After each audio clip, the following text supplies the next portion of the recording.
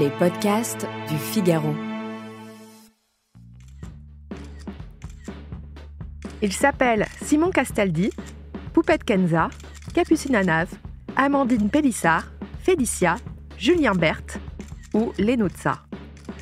Ces jeunes gens qui viennent pour la plupart de la télé-réalité sont suivis par des centaines de milliers de Français sur les réseaux sociaux. Et ils font partie des dizaines d'influenceurs qui ont été épinglés ces temps-ci par la répression des fraudes. Si Bercy s'en prend à ces créateurs de contenu, c'est parce qu'ils ont trompé leurs fans en ne leur disant pas clairement qu'ils avaient été payés pour vanter les mérites d'un produit. Certains ont même fait la promotion de personnes proposant des interventions de chirurgie esthétique sans en avoir les qualifications. Ces starlettes sont tombées sous le coup d'une loi votée en juin 2023 qui vise à réguler le business pas toujours très net des influenceurs. Que contient cette loi ? Quels types de publicités sont désormais interdites ? Et est-ce la fin des influ-voleurs, comme on les appelle parfois ? Allez, je vous explique tout en 5 minutes. On va commencer par un point important. Tous les influenceurs ne sont pas des arnaqueurs. Mais pendant longtemps, le milieu a entretenu le flou entre, par exemple, un restaurant qu'un influenceur a sincèrement adoré et celui pour lequel il a été payé pour en dire du bien. L'autre grand problème du secteur, c'est cette minorité d'influenceurs qui promeuvent des produits dangereux ou illégaux. Je pourrais citer des produits de beauté qui ne répondent pas aux normes sanitaires européennes, ou bien des placements financiers douteux. Vous savez, ceux qui vous promettent de devenir riche très vite et sans faire grand-chose. La loi régulant l'influence commerciale vient remettre de l'ordre dans tout ça. Elle définit clairement ce qu'est un influenceur et ce qu'est un agent d'influenceur. Ce dernier a la responsabilité de s'assurer que ses clients se conforment à la loi. Autre obligation, celle d'établir des contrats écrits entre l'influenceur, son agence et la marque. Ça semble être la base, mais pourtant, beaucoup de partenariats se nouent encore de façon informelle. La loi oblige l'influenceur à indiquer clairement que sa vidéo est un partenariat, en ajoutant la mention « publicité » ou « partenariat commercial » durant toute la durée du segment sponsorisé.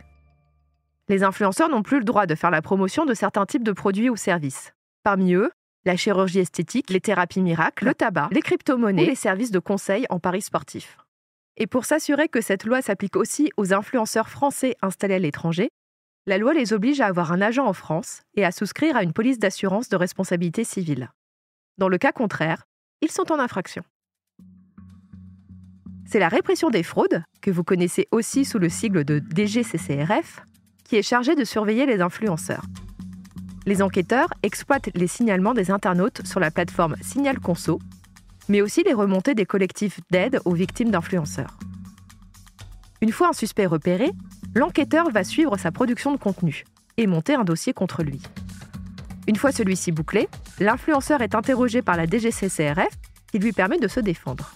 Le créateur est ensuite sanctionné par une amende et il doit épingler cette décision sur son profil Instagram, YouTube ou TikTok.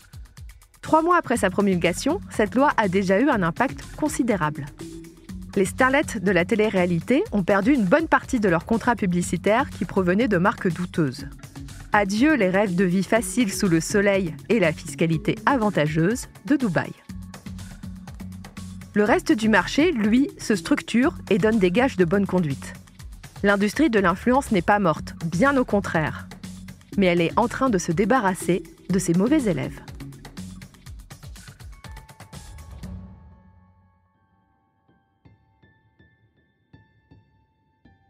Merci d'avoir écouté Question Tech.